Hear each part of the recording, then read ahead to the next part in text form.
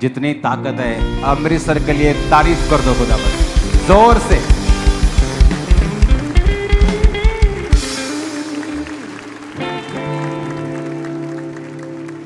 अब तो सब फोटोज एक जैसी लगने लगी।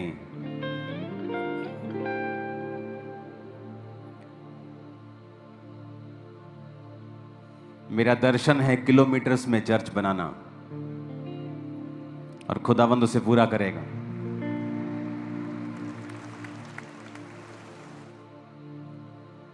आज एक इंपॉर्टेंट, इन विषयों पर मैं नहीं चाहता हूं बात करना, लेकिन पवित्र आत्मा चाहता है बात करना।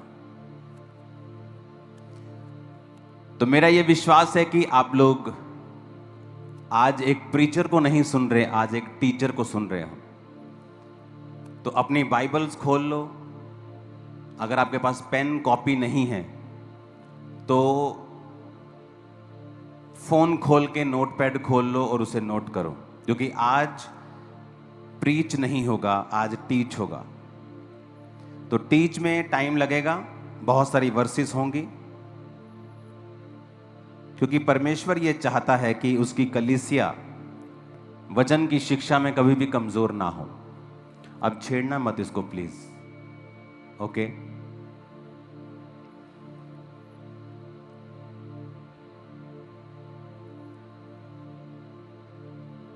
एक बात दिमाग में आपको रखनी होगी कि परमेश्वर जो है वो एक सा है, वो बदला नहीं। शुरू से लेके अब तक पुराने नियम में कुछ चीजें अलग थीं, नए नियम में अलग थीं, लेकिन परमेश्वर चेंज नहीं हुआ। पुराने नियम में भी वो कहता था व्यभिचार ना कर, नए नियम में भी वो कहता है। पुराने में भी वो कहता था अपने माता पिता का आदर कर, अब नया नियम में भी वो यही कहता है। पहले आंख के बदले आंख मांगी जाती थी, उसका भी मैं आपको मतलब समझा चुका हूं कि प्राण के बदले अगर प्राण ना होता तो यहूदी कौम ही नाश हो जाती, यीशु मसीह आते ही नहीं। तो यीशु मसीह को बचाने के लिए, उस बीज को बचाने के लिए परमेश्वर ने ऐसा कहा था कि अपने दुश्मन से बदला लेना, और आंख के बदले आंख और प्राण के बदले प्राण, ताकि तुम्हारी कौम बची रहे, ताकि मेरा जो उद्धार करता है, मेरा बेटा जो है, मैं खुद जो आने वाला हूं, मैं आ सकूं। वो इस कारण था। अब जब प्रभु यीशु मसीह आए, लोगों ने कहा चेंज कर दिया। चेंज नहीं किया, मकसद पूरा हो गया। अब यीशु मसीह आ चुके थे, तो परमेश्वर ने कहा अब मैं आ चुका हूं, अब तुम्हें प्राण के बदले प्राण नहीं लेना है, अब अपने दुश्मनों के लिए प्रार्थना करनी है, जो तुम्हें सताते हैं उनको आशीष देनी है। तो मैं आपको ये 100% वचन से गारंटी दे सकता हूं कि परमेश्वर का वचन और उसका मन, उसका हार्ट जैसा पहले था, पहले दिन सृष्टि के, वैसा ही आज है। कुछ भी बदलाव नहीं हुआ। वो प्रेमी था, वो दयालु था, वो आज भी वैसा ही है। यीशु मसीह के जन्म के बाद कुछ चीजें बदली, इसलिए क्योंकि यीशु मसीह के आने के बाद वो मकसद पूरा हो गया, जिस मकसद के तहत कहा गया था कि प्राण के बदले प्राण लेना, और तुम अपने दुश्मनों से बदला लेना, और अपने आप को बचाते रहना। कितने मेरी बात को समझ रहे हैं? तो आज जब भी मैं आपको कोई वचन देता हूं या बाइबल की कोई मैं शिक्षा देता हूं, तो मैं ये कोशिश करता हूं कि वो शिक्षा आपको दोनों नियम से दी जाए। क्योंकि कुछ लोग फिर आपसे बहस करेंगे ये तो पुराने नियम की शिक्षा है, तो मैं आपको नए नियम की भी साथ में देता हूं। जिस तरह लोग बहस करते हैं टाइथ के विषय में कि नए नियम में टाइथ नहीं लिखा। टाइथ एक ऐसा सब्जेक्ट है जो नए नियम पुराने नियम से भी पहले का है, अब्राहम के समय का। तब वचन नहीं आया था, व्यवस्था नहीं थी मूसा की, फिर भी अब्राहम अपनी कमाई का 10वां देता था। अब्राहम के बाद याकूब, इसहाक, ये कैसे ब्लेस हुए? क्योंकि ये अपने कमाई का टाइथ परमेश्वर को देते थे, ये उसको अपना पार्टनर समझते थे। तो इसीलिए मलकीसिदक के याजक को 10वां दिया गया। कौन था मलकीसिदक का याजक? जिसकी कोई वंशावली नहीं। ऐसा कैसे हो सकता है कि राजा हो और उसकी कोई वंशावली ना हो? क्योंकि वो यीशु मसीह को रिप्रेजेंट करता था उस समय कि जिसकी कोई वंशावली नहीं, जो स्त्री से पैदा हुआ है, और अब्राहम ने उसको अपना टाइथ दिया था, यानी तुम भी अपना टाइथ मसीह को दोगे। तो वो नया नियम पुराने नियम से पहले था, व्यवस्था से पहले था। व्यवस्था तो बाद में आई कि व्यभिचार ना कर, पर यूसुफ जो पाप नहीं किया पोतीबर की पत्नी के साथ, वो व्यवस्था से पहले था, पर उसके दिल को मालूम था कि यह गलत है, व्यभिचार। तो परमेश्वर एक सा ही है, उसने हमारा दिल कॉन्शियस जो है वो भी एक सा ही बनाया है। तो हमें यह समझना पड़ेगा कि परमेश्वर के वचन में क्या लिखा है, कि टाइथ नए नियम से पहले, पुराने नियम से भी पहले था। पुराने नियम में भी टाइथ दिया गया, नए नियम में जीसस ने भी कहा अच्छा करते हो, पुदीने सौंफ जीरे का दशमांश देते हो, पर न्याय दया विश्वास को भी करते रहो, तुमने ये छोड़ दिए। परमेश्वर ने कभी टाइथ को अब्यूज नहीं किया, उसने इनकरेज किया और कहा अच्छा करते हो, क्योंकि टाइथ एक पार्टनरशिप है, एक कवनेंट है, एक वाचा है कि परमेश्वर तूने मुझे दिया है, मैं उस दिए में से तुझे वापस दूंगा। कितने मेरी बात को समझ रहे हैं? अब आज जिस वचन को मैं आपको पढ़ाने जा रहा हूं, मैं खुद नहीं जानता मैं इसको आज कंप्लीट कैसे करूंगा। मैं कोशिश करूंगा आज इसके हिस्से को, कुछ हिस्सों को छूने की। सबसे पहले हम ये देखेंगे कि जिन वचनों को लोग आज मिस इंटरप्रेट करते हैं, उन्हें परमेश्वर किस रीति से बोलता है।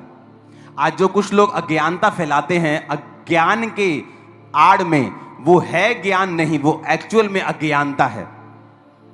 तो हम ये समझेंगे कि बाइबल उस विषय में क्या कहती है। वचन कहता है, पौलुस जब वचन सुनाता था तो लोग घरों में जाके बाइबल खोल के जांच करते थे कि क्या ये वचन सही है जो पौलुस सुना रहा है। लेकिन आज की कलीसिया ऐसी है क्या कि आप घर जाके खुद भी इन वचनों को पढ़ें, क्या सच में मैंने सच बोला है, क्या सच में मैंने सही कहा है। आप खुद भी पवित्र शास्त्र में जांच पड़ताल करें कि जो वचन आपको प्रीच किया जा रहा है कि वाकई ऐसा है। आज लोगों को वचन का मालूम नहीं, वो इधर से कुछ सुनते हैं यकीन कर लेते हैं, फिर इधर से कुछ बोलता है यकीन कर लेते हैं। उनको ये नहीं पता कि ये जो बोल रहा है या ये जो बोल रहा है परमेश्वर क्या बोल रहा है। क्योंकि मुझे तो इसी बात से मतलब है कि परमेश्वर क्या बोल रहा है। लोग क्या कह रहे हैं, आप क्या कह रहे हैं, मैं क्या कह रहा हूं, क्या मतलब क्या फर्क पड़ता है। मैं भी इंसान हूं, आप भी इंसान है, जो बोल रहे हैं वो भी इंसान है। फर्क तब पड़ता है जब हम ये समझ जाएं कि परमेश्वर क्या कहता है। अगर मुझे ये मालूम हो जाए कि परमेश्वर क्या कहता है, फिर मुझे कोई परवाह नहीं, चाहे 10 लाख लोग कुछ भी कहें। कितने इस बात से एग्री करते हैं? आज हम पढ़ेंगे कि परमेश्वर का वचन क्या कहता है फादर्स के विषय में। आज फादर डे है, शायद ये परमेश्वर ने ही चुना है आज का दिन, क्योंकि उसको मालूम था कि आज ये वाला जो टॉपिक है ये मैं आपके साथ शेयर करने वाला हूं। मुझे तो मालूम भी नहीं था पिछले संडे के अगले संडे फादर डे है, लेकिन मैं ये जानता हूं कि परमेश्वर ने ये वचन आप लोगों के लिए आज दिया है। सबसे पहले हम फादर को पढ़ते हैं उत्पत्ति 2 उसकी 24 आयत में। मैं आपको वचन समझा दूं, उसके बाद हम आगे चलेंगे। उसमें लिखा है, इस कारण पुरुष अपने माता पिता को छोड़कर अपनी पत्नी से मिला रहेगा और वो एक तन बने रहेंगे। यहां पर पिता शब्द आया है। फादर शब्द उत्पत्ति में ही आ गया था, और उस उत्पत्ति शब्द को जब हम पढ़ते हैं, अगर आपके पास इब्रानी भाषा की बाइबल है तो उसे भी एक बार जरा दिखा दीजिए। मैंने शब्द नहीं बोला, मैंने फुल सेंटेंस बोला है। अंदर कुछ समझदार व्यक्तियों को बिठाओ ताकि ये मेरी आवाज को आज सुन सकें, क्योंकि बहुत लंबा है आज का वचन। उत्पत्ति 2 उसकी 24 आयत को फिर से हम पढ़ेंगे। इसको इब्रानी भाषा में पढ़ेंगे, यानी इंग्लिश में पढ़ेंगे, जहां इब्रानी वर्ड्स साथ साथ लिखे होते हैं। ओके, वो आ गया। Therefore shall a man leave his father and mother। इसको नीला मत करो, मेरे को आता है पढ़ना। ओके, वो जो फादर के साथ H1 लिखा है,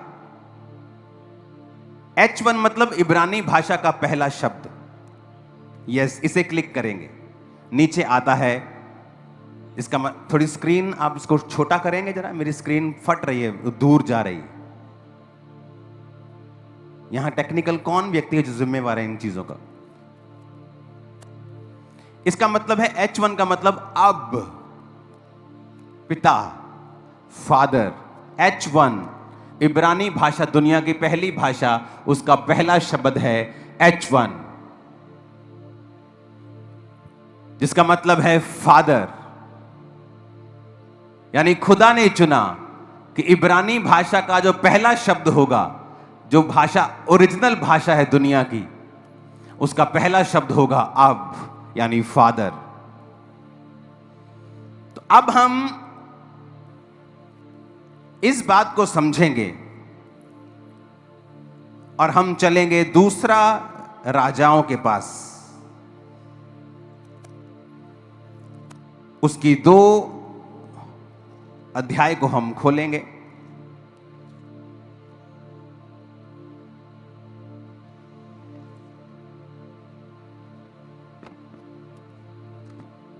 आज जिन लोगों को प्रीचिंग सुनने की आदत है, कृपया हमें माफ कर दें, क्योंकि आज आप आराम से सुनेंगे, थोड़ा टाइम लगेगा, क्योंकि टीचिंग में अलग तरह का मसा होता है। दूसरा राजा उसकी 2 अध्याय उसकी 1 आयत। जब यहोवा एलिय्याह को बवंडर के द्वारा स्वर्ग में उठा लेने को था, तो एलिय्याह अलीशा दोनों गिलगाल से चले। एलिय्याह ने अलीशा से कहा, यहोवा मुझे बेतेल तक भेजता है, तू यहीं ठहरा रहे। अलीशा ने कहा, यहोवा के और तेरे जीवन की शपथ, मैं तुझे नहीं छोड़ने का। इसलिए वो बेतेल को चले गए। बेतेलवासी भविष्यद्वक्ताओं के चेले अलीशा के पास आकर कहने लगे, क्या तुझे मालूम है यहोवा तेरे स्वामी को आज तेरे ऊपर से उठा लेने पर है? उसने कहा, हां मुझे भी मालूम है, तुम चुप रहो। अगर किसी व्यक्ति को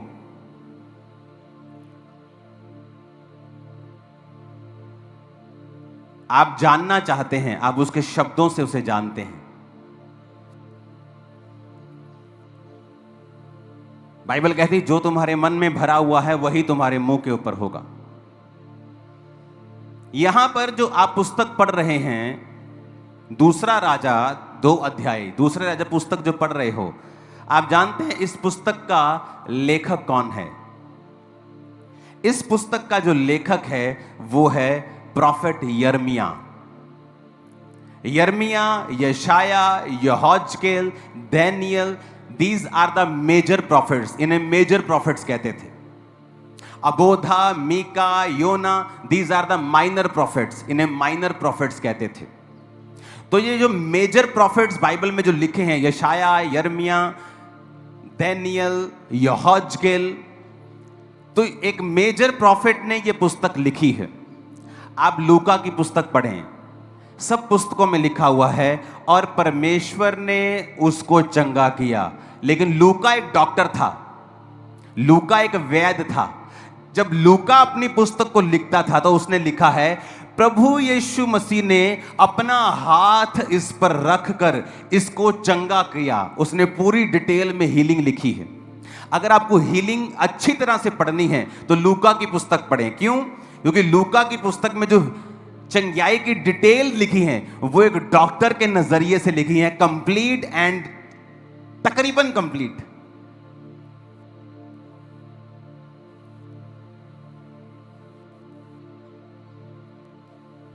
हम सब एक जैसे हैं, पर अगर एक मछुआरा डिटेल को लिखेगा वो उस तरह से नहीं लिख पाएगा जिस तरह से डॉक्टर लिख देगा।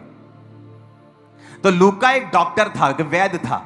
तो उसने जब जीसस की हीलिंग्स को लिखा, उसने बड़ी डिटेल में लिखा है कि कब किसने यीशु को छुआ, यीशु ने छुआ या कैसे चंगा किया, बुखार को डांटा और हाथ रखा। बाकियों ने कहा कि यीशु ने उसे चंगा किया, लेकिन उस लूका की अगर आप पुस्तक पढ़ेंगे तो उसने अकेली हीलिंग डिटेल में लिखी। मैं आपको क्यों बता रहा हूं ये? क्योंकि मायने रखता है कि पुस्तक जिसने लिखी है उसका राइटर कौन है। तो इस पुस्तक का जो राइटर है वो एक मेजर प्रॉफिट है, यिर्मयाह।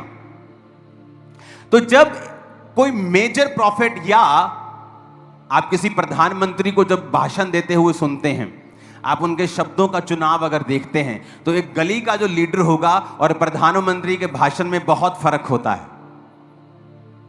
पोप साहब भाषण देने के लिए जब आते हैं या वचन देने के लिए आते हैं या कोई स्पीच देते हैं, आप उनके शब्दों को देखो, नपे तुले, क्लीन, वेरी पावरफुल वो अपना वचन देते हैं।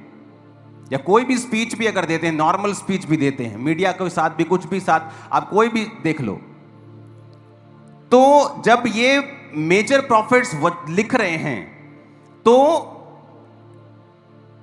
इनके वचन पढ़ने जरूरी है कि ये किस तरह से लिख रहे हैं। अब ये यिर्मयाह क्या कह रहा है? कहता, बेतेलवासी भविष्यद्वक्ताओं के चेले अलीशा के पास आकर कहने लगे। ये चेले थे, बेतेलवासी थे, और अलीशा के पास आकर कहने लगे। हमें यह समझना पड़ेगा, अब एलिया और अलीशा दोनों स्वर्ग में जाने से पहले बात कर रहे हैं। एलिया स्वर्ग में उठाए जाने वाला है और ये दोनों बात कर रहे हैं। और यहां पर एंट्री होती है कि बेतेलवासी भविष्यद्वक्ताओं के चेले। अब दूसरा राजा 2:3 जब लिखा जाता है, and the sons of the prophets. Sons का अगर आप हिब्रू भाषा में पढ़ेंगे तो इसका मतलब है बेन, यानी एक मेजर प्रॉफिट। बेन का आप ये शब्द यूज किया उसने, कहता बेन ऑफ प्रॉफिट्स। देखो हिंदी में चेले लिखा है, इब्रानी भाषा जो ओरिजिनल भाषा है उसमें चेले नहीं है, उसमें लिखा है बेन। बेन का मतलब होता है ए सन, एक बेटा। तो उसने कहा भविष्यद्वक्ताओं के बेटों में से अलीशा के पास आकर वो कहने लगे कि यहोवा तेरे स्वामी को ऊपर उठा लेने को है। क्या वो एलिया के शारीरिक बेटे थे? नहीं, वो उसके आत्मिक बेटे थे। अगर आत्मिक पुत्र, आत्मिक पिता का कॉन्सेप्ट नहीं होता तो एक मेजर प्रॉफिट ये गलती नहीं करता। वो चेले लिखता, वो कलीसिया लिखता, या उन किसी और शब्द से उनको लिखता। कहता द बेन ऑफ प्रॉफिट्स। बेन का मतलब है a son, a builder of the family name. कहता वो आए और उसने कहा कि यहोवा आज, अब समझने वाली बात है, बड़े ध्यान से समझना, आज टीचिंग सुन रहे हो। मान लीजिए मैं पुस्तक लिख रहा हूं, ओके, और मेरे को परमेश्वर की समझ है कि ये एक्चुअल सिनेरियो क्या चल रहा है, और मैं लिख रहा हूं and the sons of the prophet came. Sons, वो सारे सन, सारे फॉलो करने वाले आए और कहने लगे। अब वो अगली बात जो लिख रहा है वो अपनी तरफ से नहीं लिख रहा, वो वही स्टेटमेंट लिख रहा है जो उन बच्चों ने एलीशा को दी। क्या कहता? आज यहोवा तेरे स्वामी को,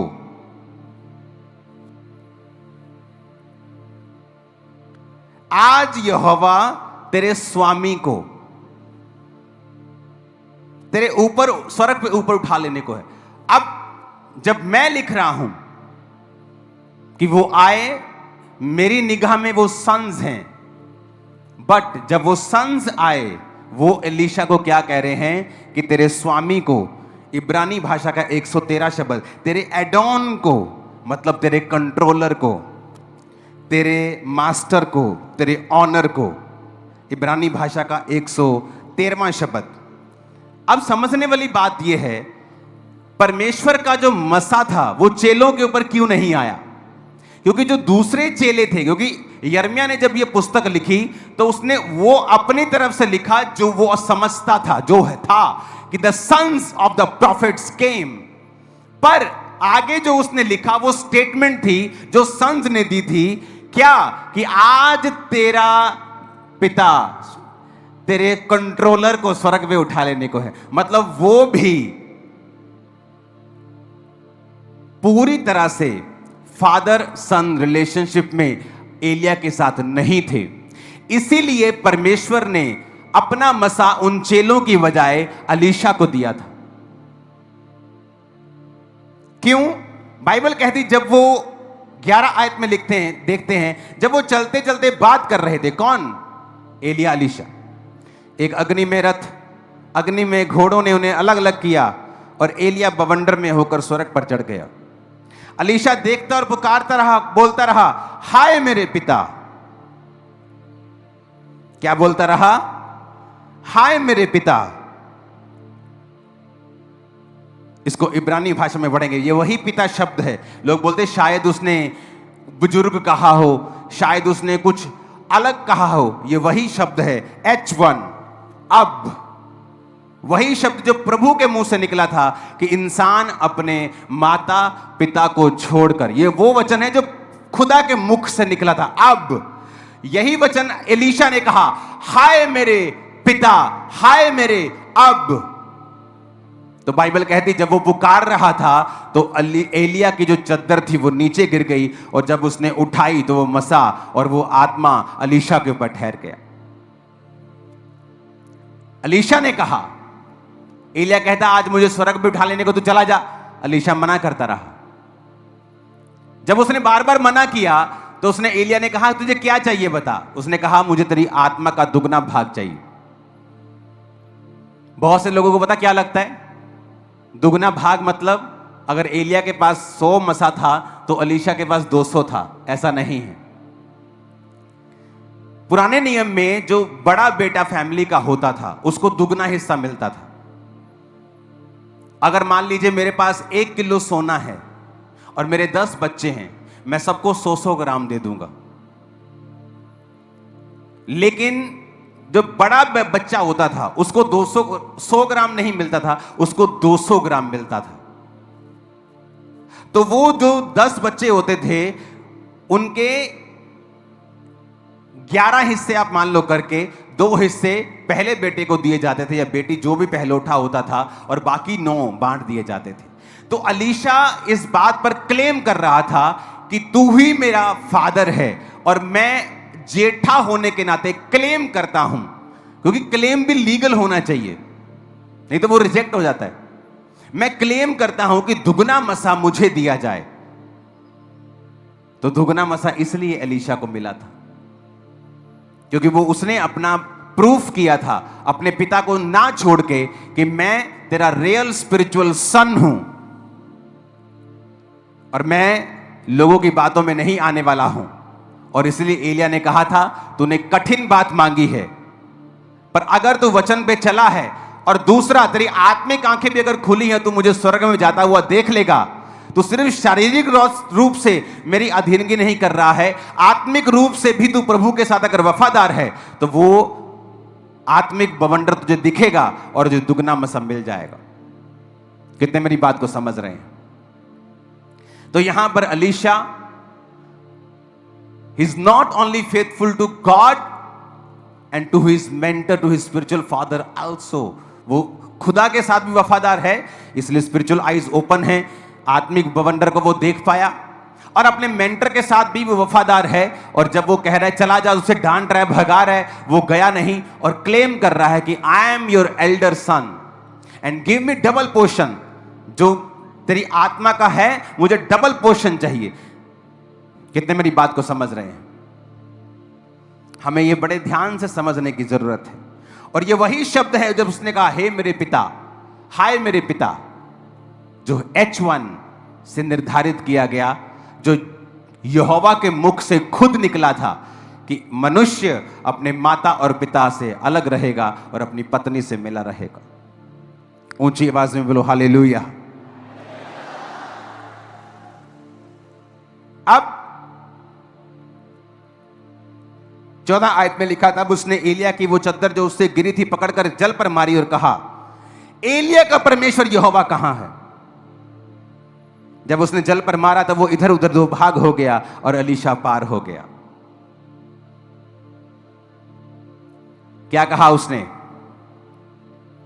एलिया का परमेश्वर यहोवा कहां है? ये बाइबल सिखा रहा हूं मैं आपको। अगर आप इस पार्ट को नहीं समझेंगे तो आप स्वर्ग चले जाएंगे, लेकिन आप एक शिक्षा को मिस कर देंगे।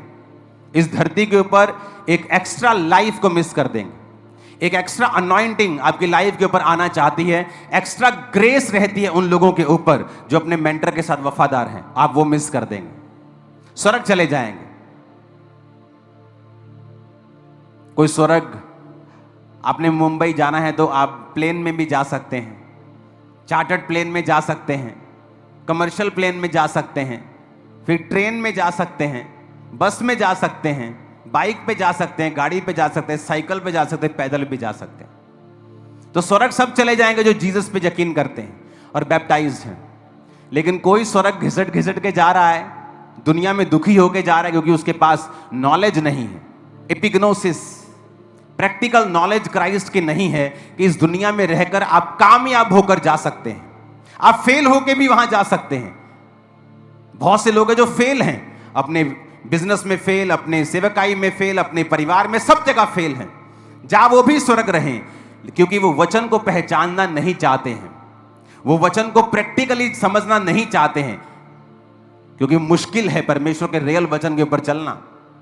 अब यहां क्या होता है, वो कह रहा है परमेश्वर, एलिया का परमेश्वर कहां है, और जल दो भाग हो गया। अगर उसने गलत बोला होता तो जल दो भाग कभी ना होता।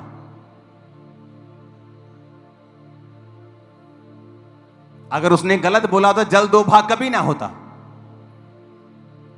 आज अब लोगों को ट्रोल करना शुरू करते हैं, ये प्रार्थना में भी मैन ऑफ गॉड का नाम ले रहा है। वो प्रार्थना में जो मैन ऑफ गॉड का नाम ले रहा है, वो उसको परमेश्वर नहीं कह रहा, वो एलिया की तरह प्रार्थना, एलीशा की तरह प्रार्थना कर रहा है कि खुदावन जो ग्रेस एलिया के ऊपर थी, तेरा धन्यवाद करते, वो ग्रेस हमें चाहिए। और जल को उसने माना कि एलिया का परमेश्वर। वहां अगर ये सदूकी फरीसी आज के होते तो कहते ले एलिया दा परमेश्वर किथे, तू सीधा ही गया यहोवा किथे, तू क्यों कह रहे एलिया दा परमेश्वर किथे, तू सीधा परमेश्वर का नाम नहीं ले सकता। पर आज के जो सदूकी फरीसी हैं वो कभी स्पिरिचुअल जो नॉलेज है उसे नहीं समझ सकते। अगर वो समझ चुके होते तो उन कंडीशंस में ना होते जिन कंडीशंस में वो हैं। उसने कहा एलिया का परमेश्वर कहां है। ये एक ब्यूटीफुल रिलेशनशिप है, बहुत ब्यूटीफुल, इतना ब्यूटीफुल रिलेशनशिप ये परमेश्वर ने बनाया है कि परमेश्वर ने इब्रानी भाषा, इस दुनिया की पहली भाषा का पहला शब्द अब्बा, अब चुना है, फादर। क्योंकि ये ब्यूटीफुल रिलेशनशिप प्रभु को मालूम था कि नॉट ओनली ये सिर्फ फिजिकल नहीं है, एक संसारिक बाप के साथ नहीं है, ये मेरे साथ भी लोगों की होगी, अपने स्पिरिचुअल मेंटर्स के साथ लोगों की होगी, और अपने फादर्स के साथ भी लोगों की होगी। इसलिए परमेश्वर ने इस शब्द को चुना। कितनों को समझ आ रही है? ओके। अब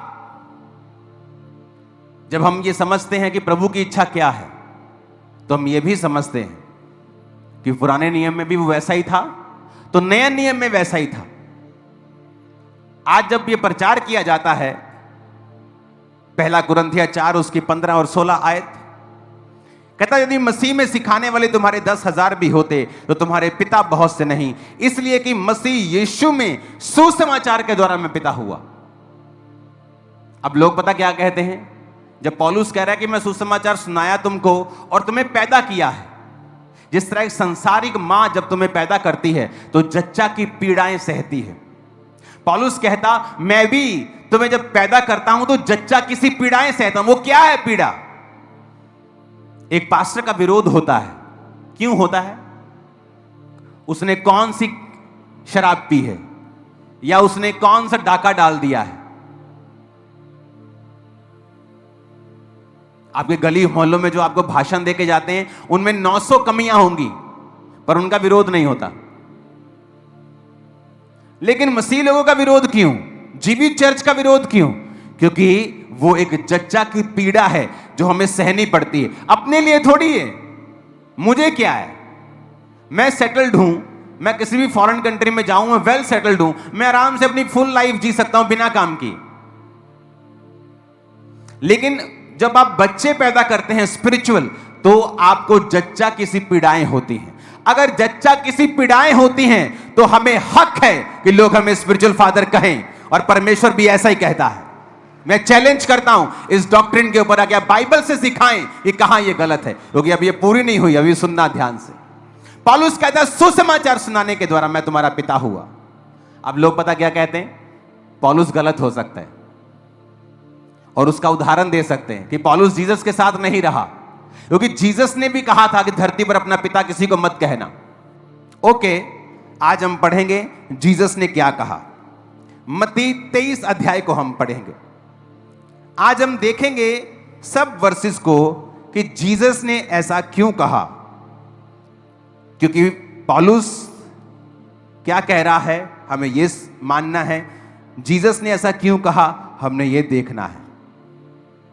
उसमें लिखा है, अगर आप ये कैमरा मेरे पास लेके आए, क्योंकि मैं नहीं जानता लोगों के पास कौन सी बाइबल है, अगर आप मेरे पास एक कैमरा लेके आए तो 23 अध्याय की जो शुरुआत होती है तो ऐसे दिखाएगा ना काके। देखो क्या लिखा है, जूम कर, और ये मोटा मोटा काला काला क्या लिखा है, ऊंचा पढ़ो, फरीसियों का पाप। ये बाइबल मैंने तो नहीं लिखी, ये वचन जो है, जब जीसस क्राइस्ट जिस अध्याय में बात कर रहे हैं उस अध्याय का शीर्षक है फरीसियों का पाप। ओके, तो हमें यह पढ़ने की जरूरत है, जब भी आप बाइबल पढ़ें या जो बाइबल टीच करते हैं वो ये देखते हैं कि जब एक वचन बोला गया है वो किस कॉन्टेक्स्ट में बोला गया है, वो कब बोला गया है। जब बोला गया था उस समय आसपास का जो वातावरण था वो क्या था और वो क्यों बोला गया था। अगर आप इस बात को नहीं समझेंगे आप अधूरे ज्ञानी हैं, और अधूरा ज्ञान खतरनाक होता है। फरीसियों का पाप, ये जो अध्याय है 23, जीसस क्राइस्ट ने फरीसियों की क्लास लगाई है इसमें। सुनो अब आगे। तब यीशु ने भीड़ से और अपने चेलों से कहा, अब यहां पर भीड़ भी है, चेले भी हैं, लेकिन बात हो रही है फरीसियों के पाप की। कहता, शास्त्री फरीसी मूसा की गद्दी पर बैठे हैं, जो तुम्हें वो कहें वो कहना करना और मानना, परंतु उनके से काम मत करना, क्योंकि जो खुद वो कहते हैं वो करते नहीं। इस वचन को पढ़ेंगे, कोई पढ़े इस वचन को, 23 उसकी एक आयत से, क्वायर में से पढ़े कोई, ध्यान से समझना इसे।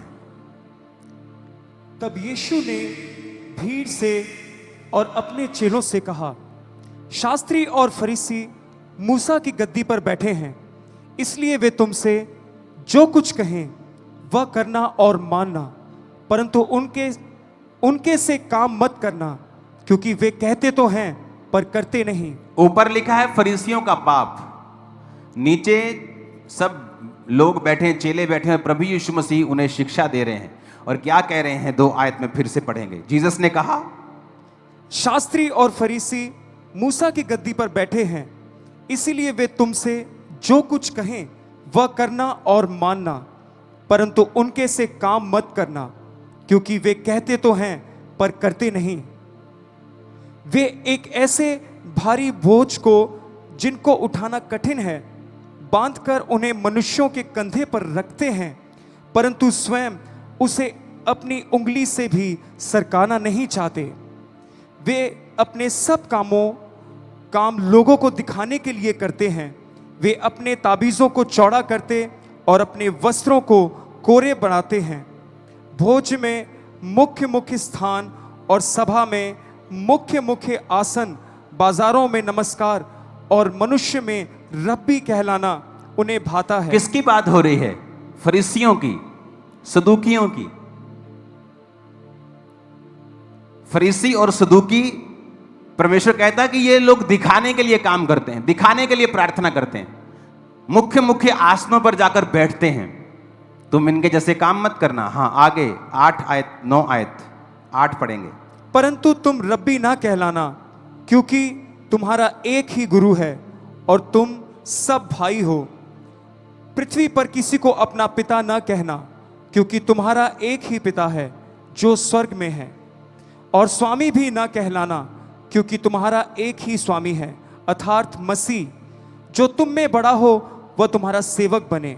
जो कोई अपने आप को बड़ा बनाएगा वह छोटा किया जाएगा, और जो कोई अपने आप को छोटा बनाएगा वह बड़ा किया जाएगा। अब 7 हाय लिखी हैं यहां पर, जो फरीसी और शास्त्रियों को दी गई। 13 आयत से पढ़ेंगे उनको। हे कपटी शास्त्रियों और फरीसियों, तुम पर हाय, तुम मनुष्यों के लिए स्वर्ग के राज का द्वार बंद करते हो, ना तो स्वयं ही उसमें प्रवेश करते हो, ना उसमें प्रवेश करने वालों को प्रवेश करने देते हो। हे कपटी शास्त्रियों और फरीसियों, तुम पर हाय, तुम विधवाओं के घरों को खा जाते हो और दिखाने के लिए बड़ी देर तक प्रार्थना करते रहते हो, इसलिए तुम्हें अधिक दंड मिलेगा। हे कपटी शास्त्रियों और फरीसियों, तुम पर हाय, तुम एक जन को अपने मत में लाने के लिए सारे जल और थल में फिरते हो, और जब मत में वह आ जाता है तो उसे अपने से दूना नारकीय बना देते हो। हे अंधे अगवो, तुम पर हाय, जो कहते हो कि यदि कोई मंदिर की शपथ खाए तो कुछ नहीं, परंतु यदि कोई मंदिर के सोने की सौगंध खाए तो उससे बन जाएगा। हे मूर्खों और अंधों। कौन कह रहा है मूर्खों और अंधों? कौन कह रहा है? प्रभु यीशु मसीह कह रहे हैं। कहता है हे मूर्खों, हे अंधों। आज का अगर कोई सदूकी फरीसी प्रभु को सुन रहा होता, कहता ले तू आप है ना जिद्दां तेनू सारे उद्दा दे दिखदे आ। पर परमेश्वर कह रहा है हे मूर्खों, हे अंधो, तुम पर हाय। 7 हाय दी।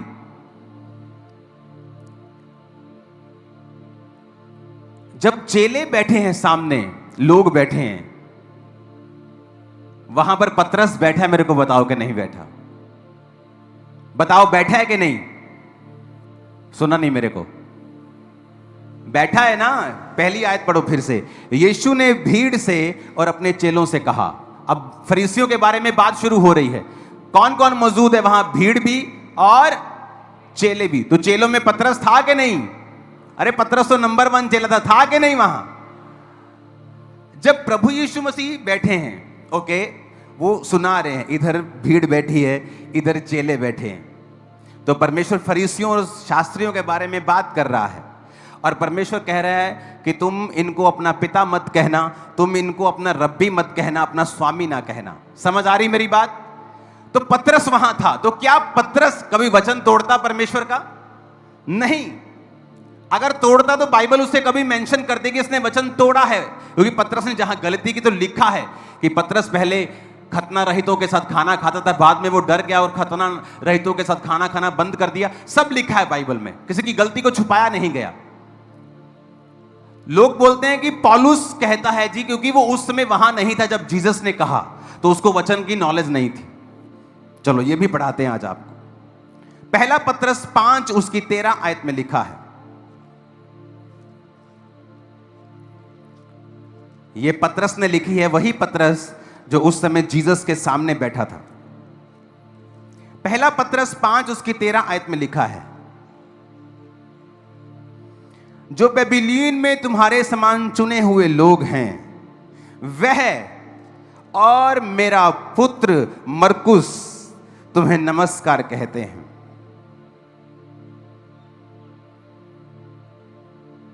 पहला पतरस 5 उसकी 13 आयत।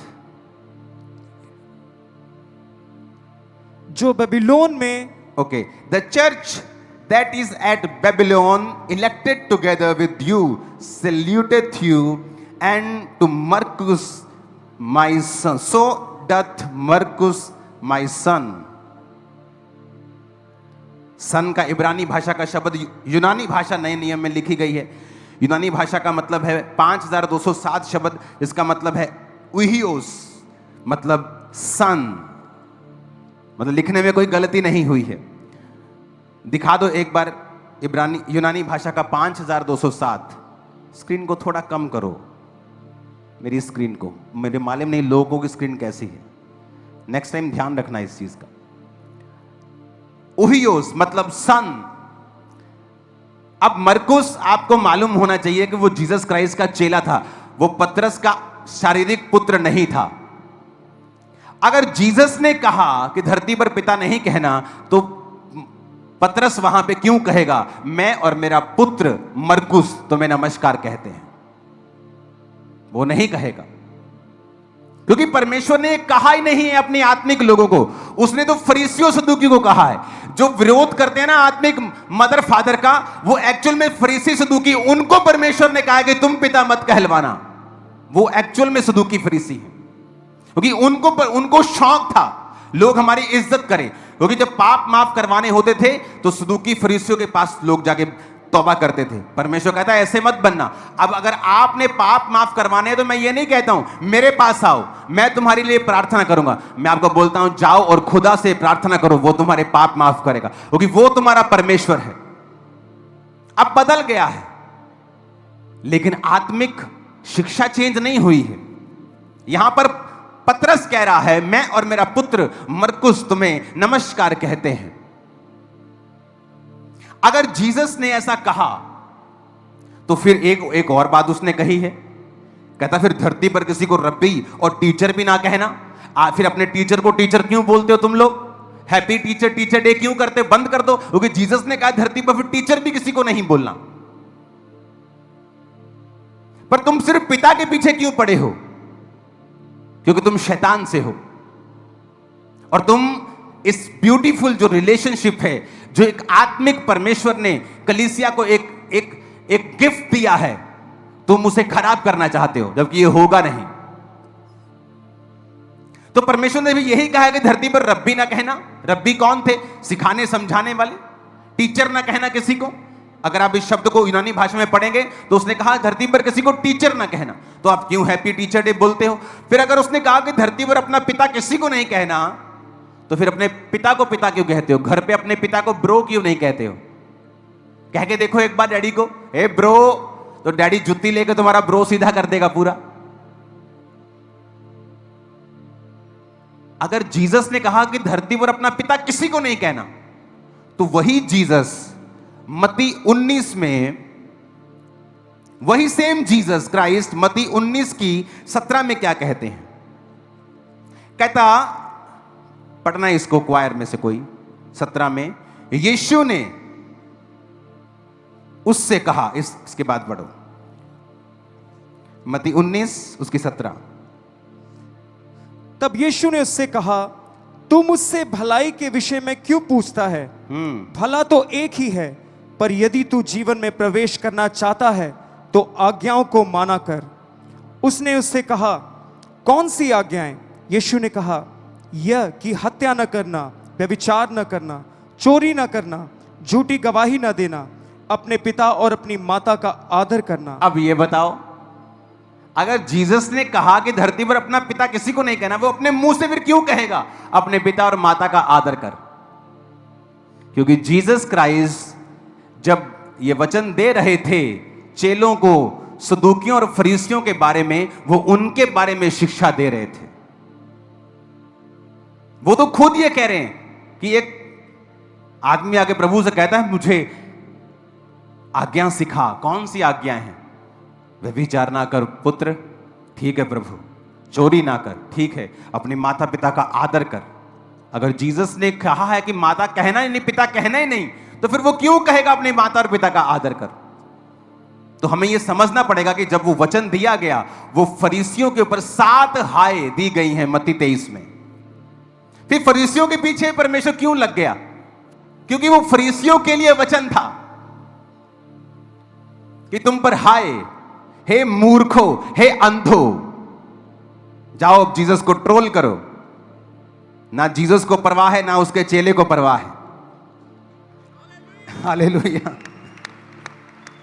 तो उसने क्या कहा, 13 आयत से लेके 7 आयत शुरू होती हैं, और देखो नीचे 25 में कपटी शास्त्री फरीसी, 24 में हे अंधे अगुवो, 26 में हे अंधे फरीसी, 27 में हे कपटी शास्त्री फरीसी, 29 में हे कपटी शास्त्री और फरीसी। जीसस कह रहे हैं, देखो हर वचन के साथ अंधा, मूर्ख, अंधा अगुआ, कपटी शास्त्री, थे कपटी शास्त्री फरीसी। परमेश्वर से क्यों कहते? क्योंकि वो कपट से वचन प्रचार करते थे, अपने फायदे का वचन प्रचार करते थे।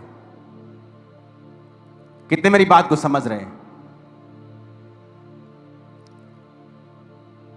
आज मैं आपके लिए प्रेयर नहीं करने वाला हूं, इसलिए आज मैं लंबा वचन तैयार करके आया हूं। मुझे मालूम है ये वचन आपको सदा के लिए डिलीवर कर देगा और शैतान आपकी लाइफ से शर्मिंदा होगा। अब यहां पर फिर जीसस ने यह भी कहा है कि टीचर मत कहो, स्वामी मत कहो, किसी को बॉस मत कहो। फिर क्या अपने अपने अपने ऑफिस में जाके क्या बोलोगे? बॉस को बॉस नहीं कहोगे, स्कूल में टीचर को टीचर नहीं कहोगे, घर में पिता को पिता नहीं कहोगे। जीसस के पास बुद्धि है, बुद्धि उससे निकली है, वो ऐसी बातें नहीं कर सकता। जब उसने ऐसी बातें की, वो फरीसियों और सदूकियों के बारे में अपनी सारी अंदर की जो परमेश्वर के अंदर जो शिक्षा थी उन्हें दे रहा था कि अंधे, ये अगुवे, ये अंधे अगुवे, ये मूर्ख हैं, इनको अपना पिता मत कहो, ये तुम्हारा पाप माफ नहीं करवा सकते, अब तुम डायरेक्ट मुझको पुकारो। हालेलुया, ऊंची आवाज में बोलो हालेलुया। जब हम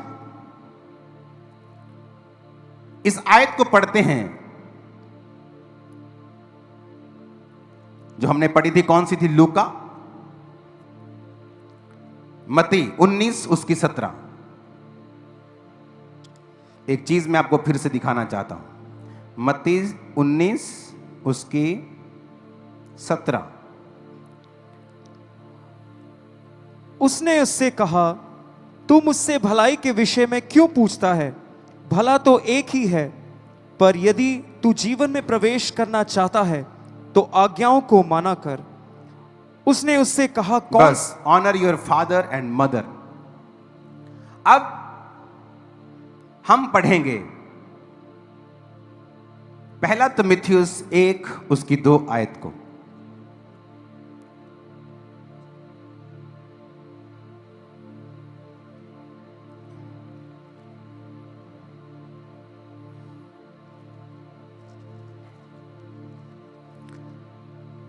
पौलुस के जैसा प्रचारक दुनिया में कोई नहीं था, उसके जैसा शिक्षक, उसके जैसी ताड़ना देने वाला कोई नहीं था। आज भी यूरोप में चले जाओ, मैं वेनिस में था, इटली में, जो दुनिया की सबसे खूबसूरत जगहों में से लोग घूमने जाते हैं, वहां हर गली में मैंने चर्च देखा। कारण पौलुस, राजा का चर्च था, लोगों का चर्च था, हर गली में चर्च। कारण क्या? पौलुस एक समय वहां पे गली गली में जाकर जीसस क्राइस्ट के बारे में बता के, और वचन कहता है जगह नहीं रह गई थी प्रचार करने की, इतना प्रचार किया उसने।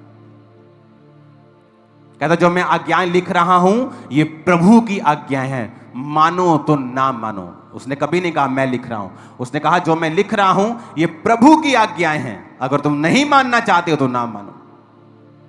वो कहता है पहला तीमुथियुस 1 उसकी 2 में, तीमुथियुस के नाम जो विश्वास में मेरा सच्चा पुत्र है, पिता परमेश्वर और प्रभु यीशु मसीह की ओर से तुम्हें अनुग्रह, दया और शांति मिलती रहे। इसे क्वायर के साथ पढ़ेंगे। तीमुथियुस के नाम जो विश्वास में मेरा सच्चा पुत्र है, पिता परमेश्वर और हमारे प्रभु यीशु मसीह की ओर से तुझे अनुग्रह, दया और शांति मिलती रहे। कहता तीमुथियुस के नाम जो विश्वास में मेरा सच्चा पुत्र है। क्या पौलुस आत्मिक नहीं था? लेकिन वो तीमुथियुस को कह रहा है जो विश्वास में मेरा सच्चा पुत्र है। अब 5033वां शब्द यूनानी में जिस इस पुत्र को जब लिखा गया तो उसका मतलब है एक टेक्नॉन, जिसका मतलब है ए चाइल्ड एज प्रोड्यूस्ड। लोगों को लगता है कि शायद वो सांकेतिक भाषा में बोल रहा होगा। उसने ऐसा सच में नहीं कहा होगा, सांकेतिक भाषा में, क्योंकि वो बुजुर्ग था या बड़ा था इसलिए वो ऐसा बोल रहा होगा। पर देखो असली भाषा में बाइबल पढ़ो, उसने कहा टेक्नॉन ए चाइल्ड एज प्रोड्यूस्ड, जैसे एक बच्चा, अपना बच्चा, पुत्र, हे पुत्र, तीमुथियुस के नाम जो विश्वास में मेरा सच्चा पुत्र है। पतरस कहता है मैं और मेरा पुत्र मरकुस, मरकुस उसका पुत्र नहीं था, आत्मिक पुत्र था, मैं और मेरा पुत्र मरकुस कलीसिया को नमस्कार कहते हैं। आई सल्यूटेड यू, मैं तुम्हें ग्रीट करता हूं, मैं और मेरा पुत्र मरकुस। ऊंची आवाज में बोलो हालेलुया।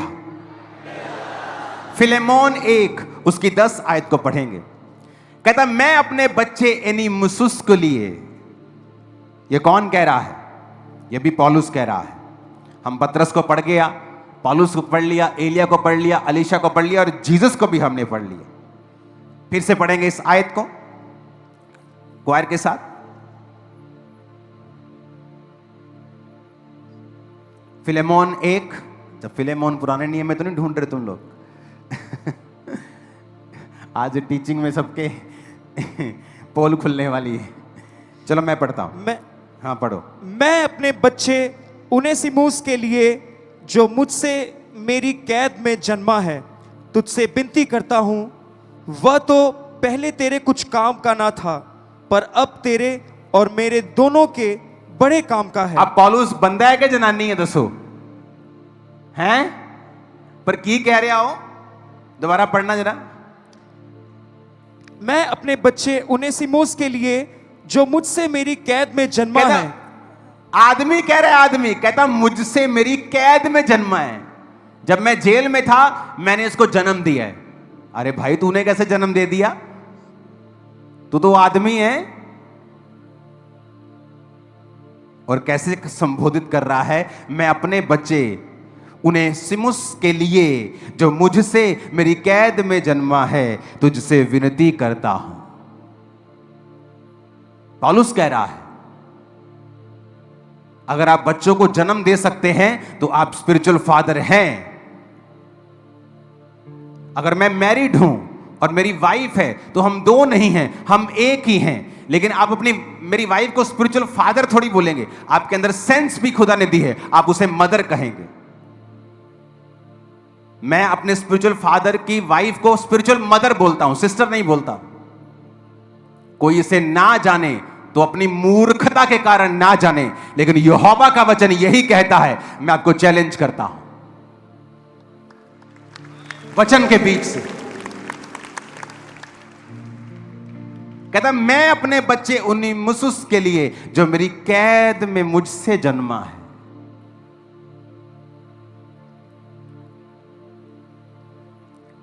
हालेलुया। ऊंची आवाज में कहो हालेलुया।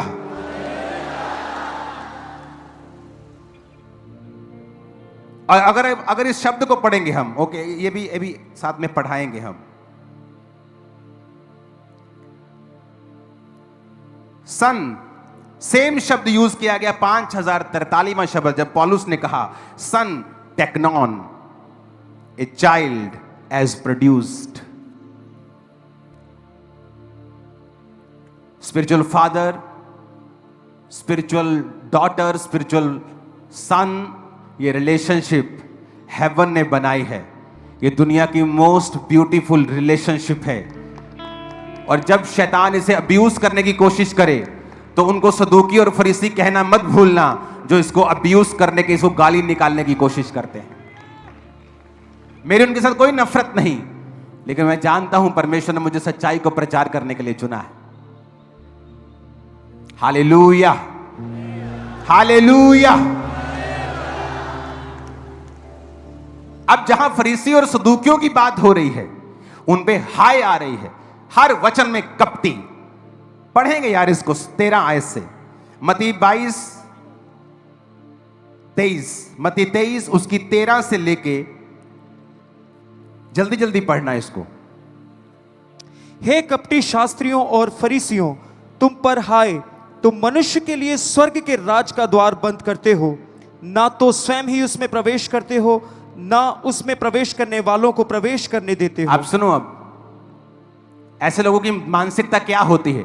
खुद तो मस्से में नहीं रहना, खुद तो ना लंगड़े चलाने का शौक है, ना रूहें बजाने का शौक है, खुद तो सिर्फ टोटल वेलड़, कोई काम नहीं है फेसबुक पे लिखने के अलावा। लेकिन एलिया के चेले खुद तो कुछ नहीं किया, और यर्मिया प्रॉफिट लिख रहा है, the sons and the ben of the prophets came and said कि यहोवा तुम्हारे कंट्रोलर को, वो अपने पिता को कंट्रोलर समझ रहे हैं, और अलीशा अपने पिता को पिता समझ रहा है। अब अब्बा, हाय मेरे अब्बा, तो मसा उसके ऊपर आ रहा है। उनकी कंडीशन नहीं बदली, वो चेले अभी भी हैं वहां पे। अलीशा ने मारी चद्दर, ठेड़, एलिया का परमेश्वर कहां है? नदी दो भाग हो गई, सारे एलिशा के सामने झुक गए। सुनो मेरी बात, खुद कुछ नहीं कर रहे, खुद कुछ नहीं कर रहे, कहते तेरे स्वामी को उठा लेने पे, तेरे पिता को नहीं, तेरे स्वामी को, कंट्रोलर को। वो उसे कंट्रोलर समझते थे, इसलिए मसा अलीशा के ऊपर आया।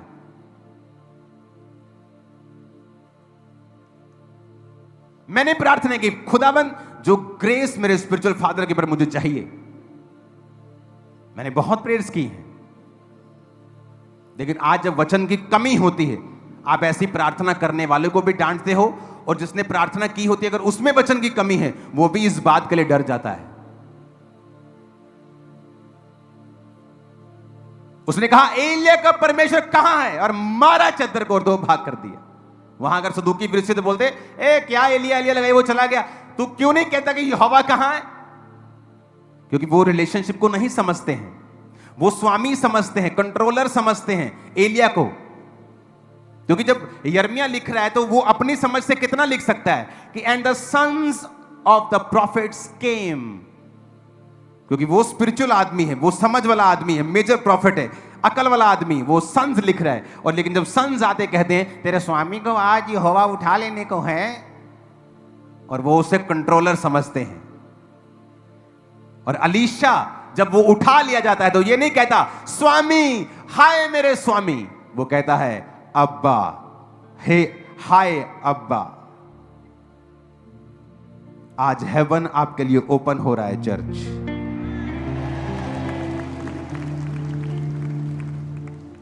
हालेलुया।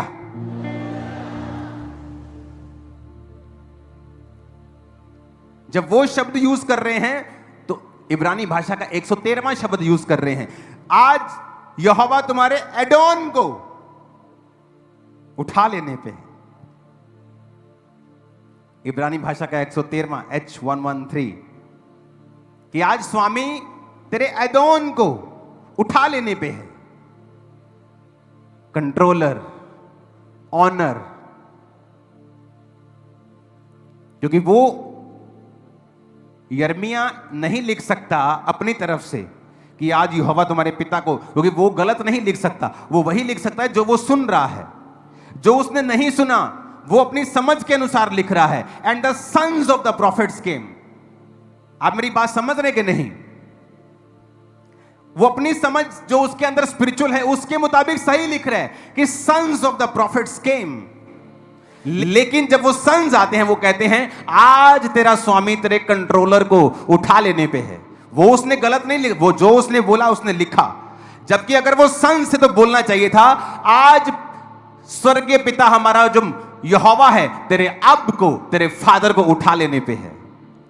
यही फर्क है। आज दो तरह के क्रिश्चियन हैं। क्या ये स्वर्ग नहीं गए होंगे? गए होंगे, लेकिन धरती के ऊपर वैसा मसा इनकी लाइफ में नहीं था, ये गारंटी है। मसा उनकी लाइफ पर है जो इस रिलेशनशिप पे बिलीव करते हैं, जो मेंटर्स पे बिलीव करते हैं, जो इंपार्टेशन पे बिलीव करते हैं, जो प्रेरिताई पर बिलीव करते हैं, जो ये जानते हैं कि अगर परमेश्वर ने सब कुछ आत्मा के द्वारा करना था तो उसने क्यों कहा मैंने चर्च को प्रेरित, भविष्यद्वक्ता, पास्टर्स, टीचर और इवेंजलिस्ट दिए ताकि चर्च उन्नति करे और देह उन्नति करे और बरकत पाए। फिर क्यों उसने प्रेरित दिए, क्यों उसने प्रॉफिट्स दिए, क्यों उसने पास्टर्स दिए, टीचर्स दिए, एवेंजलिस्ट दिए। ये क्यों नहीं कहा कि मैंने चर्च को अपना आत्मा दिया कि तुम उन्नति पाओ? क्योंकि परमेश्वर मनुष्यों को इस्तेमाल करता है और शैतान हमारे पीछे नहीं है, वो आपके पीछे है। जब किसी पास्टर का विरोध होता है तो वो उस पास्टर के पीछे नहीं है, वो लोगों के पीछे है, क्योंकि उसे पता है कि इसका जो मुंह है वो लोगों को जागृत कर रहा है और मेरा राज्य खत्म कर रहा है। आज आप सबसे ज्यादा आशीषित हैं खुदा के वचनों के कारण। आमीन। अब इस वचन को दोबारा सुनना और पढ़ना और इब्रानी भाषा, यूनानी भाषा में इसे जांचना कि पौलुस ने कहा, पतरस ने कहा, जीसस ने कहा, honour your father and your mother. पर इन सदूकियों फरीसियों को अपना फादर मत बोलना, इनको अपना टीचर मत बोलना, ये तुम्हें सिखाते नहीं। इनके पीछे इनके मकसद हैं। भवन में घोड़े कबूतर बांध देते थे। कबूतर कितने का? 100 का। मेरे को 500 का बेचना है, 400 मुझको देने। ऐसे लोग थे वो, आत्मिकता का विरोध करने वाले। कौन था जिसने जीसस को सूली पर चढ़ाया? अन्य जाति लोग? No, Christian. वो क्रिश्चियन आप बोल सकते हो, यहोवा को मानने वाले, पुराने नियम के क्रिश्चियन। ये क्रिश्चियन शब्द तो नए नियम से निकला, लेकिन मैं आपको समझाने के लिए कह रहा हूं। पुराने नियम के यहोवा को मानने वाले, बड़ी बड़ी कुर्सियों पे बैठने वाले लोग, औहदों पर बैठने वाले लोग, जीसस को सूली पे चढ़ा दिया। आज भी वही आत्मा इनमें काम करता है। हालेलुया। जो आपको सिखाया जाता है शुरू से, जो इस चर्च ने एक प्रेरिताई की छाप लगाई है शुरू से, मैं आपको बोलता आया हूं, जो वचन मैं आपको देता आया हूं, दे रहा हूं, यह बाइबल से सीखा हुआ और समझा हुआ वचन है।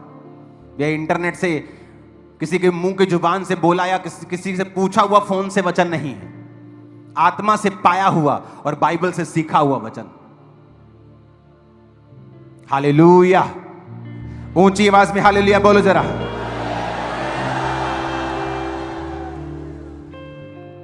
और यही शिक्षा है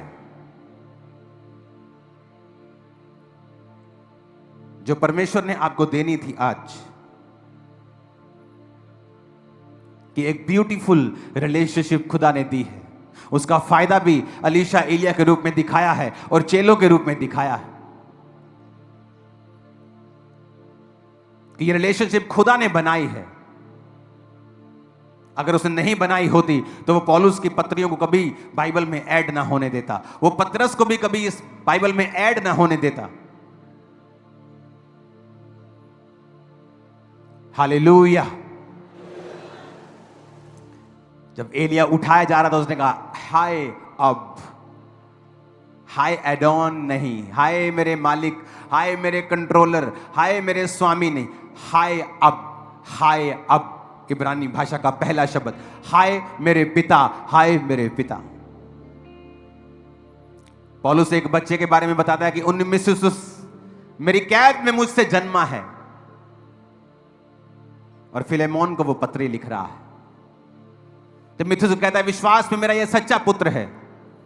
कलीसिया से कह रहा है तुम्हारे सिखाने वाले 10,000 हैं, परंतु सुसमाचार मेरे द्वारा तुम तक पहुंचा है। तुम मेरे द्वारा, मेरे सुसमाचार के द्वारा प्रभु तक पहुंचे हो, तो सुसमाचार के द्वारा मैं तुम्हारा पिता हूं। वो जानते हैं हमारा स्वर्गीय पिता एक ही है, यीशु मसीह, लेकिन वो आत्मिक बात कर रहा है। मैं कौन हूं? अगर मेरे में से यीशु मसीह को निकाल दो तो मुझे कभी नमस्कार भी मत करना, कभी ग्रेट भी मत करना, कभी फादर भी मत बोलना, कभी ब्रदर भी मत बोलना, मुझे देखना भी मत, क्योंकि ये सारी रिलेशनशिप तब हैं जब मैं जीसस क्राइस्ट के कदमों में बैठा हूं, तब वो मुझे बच्चे पैदा करने की शक्ति दे रहा है। तुम्हें नहीं दे रहा सदूकियों फरीसियों, तुम पर हाय, लेकिन मुझे वो दे रहा है बच्चे पैदा करने की शक्ति। और मैंने बहुत से बच्चे पैदा किए हैं अफ्रीका में ना बहुत बच्चे पैदा होते हैं। तेरे दी वहां मैं अपने स्पिरिचुअल फादर के घर में था, तो वो लड़की के 3-4 बच्चे थे। मैंने कहा बहुत बड़े बच्चे तेरे। कहती मुझे 8 बच्चे करने हैं। तो वहां शौक है बच्चे पैदा करने, मुझे शौक है आत्मिक ज्यादा बच्चे पैदा करने का। तो ये मेरे बेटे और बेटियां हैं, मैं जानता हूं तुम्हें परमेश्वर ने ग्रेस नहीं दी है। तुम अगर बांझ हो तो जलो मत, तुम्हें नहीं दी है ग्रेस, मुझे दी है। पौलुस की कैद में वो जन्मा, फिलेमोन को पत्री लिखता है कि उन्हीं में से मेरी कैद में मुझसे जन्मा हुआ पुत्र है, इसका ध्यान रखना। तीमुथियुस कहता है ये विश्वास में मेरा सच्चा पुत्र है। कलीसिया को कहता है सुसमाचार सुनाने के दौरान मैं तुम्हारा पिता हुआ। पतरस कहता है मैं और मेरा पुत्र मरकुस तुम्हें नमस्कार, तुम्हें सल्यूट, तुम्हें ग्रीटिंग देते हैं। कहां बैठे हो तुम लोग? जो लोग इस वचन का विरोध करते हैं वो उन्हीं सदूकियों और फरीसियों में से हैं जिन पर परमेश्वर ने हाय भेजी है, क्योंकि वो उन्हीं को कहा गया है कि इन्हें अपना पिता मत कहना, इन्हें अपना टीचर मत कहना। तो धरती पर फिर आपको टीचर नहीं कहते सकते किसी को, आप अपने पिता को पिता नहीं कह सकते। आपको लगता है कि परमेश्वर आपके पिता को शर्मिंदा करेगा? जिसने जो खुद एक पिता है, क्या आपकी माता को वो शर्मिंदा करेगा? नो। पूरी बाइबल भरी पड़ी है कि मूर्ख पुत्र के कारण माता उदास रहती है। जब पुत्र की बड़ाई होती है तो पिता की बड़ाई होती है। अपने पुत्र पर छड़ी चलाने से रुक मत, तू छड़ी चलाकर उसका प्राण बचाएगा। किसके बारे में लिखा है? आत्मिक लोगों के बारे में भी लिखा है। प्रभु में अपने माता पिता के अधीन रहो, किसके बारे में लिखा है? स्पिरिचुअल फादर्स के बारे में। प्रभु में ने अपने माता पिता की अधीनगी करो और अपने माता और पिता का आदर करो। कौन माता पिता? तुम्हारे शारीरिक माता पिता। वो खुद एक पिता है, वो नहीं चाहता तुम अपने पिता की बेइज्जती करो। उसने खुद तुम्हें जना है, वो नहीं चाहता तुम अपनी माता की बेइज्जती करो। तुम्हारे माता और पिता एक ही हैं, क्योंकि वो एक तन है, परमेश्वर ने कहा। अगर तुम अपने पास्टर को फादर कह रहे हो तो उसकी बीवी को मदर कह सकते हो। 100% बिब्लिकल है।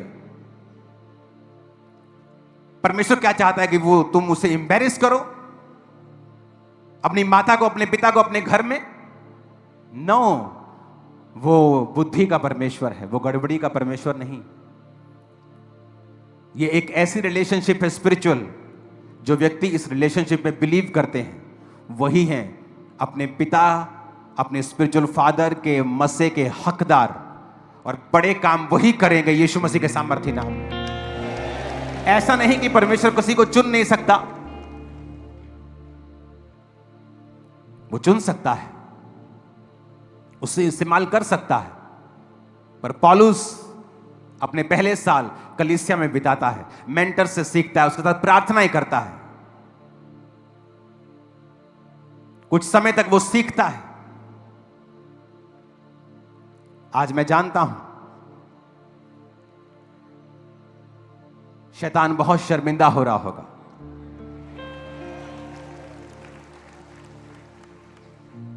हालेलुया। इस वचन को कम से कम 7 बार सुनना, तब समझ पूरी तरह से आने वाला है। और जब भी मैं बाइबल पढ़ता हूं, मैं कोशिश करता हूं कि मैं ओरिजिनल भाषा में पढ़ूं, ताकि उसे समझने में, किस भावना में, किस फीलिंग में, कब यह वचन बोला गया, क्यों बोला गया, किसके विषय में बोला गया, हम इसे सीख सकें और कलीसिया को सेम सिद्धता में लेके जा सकें। God bless you all.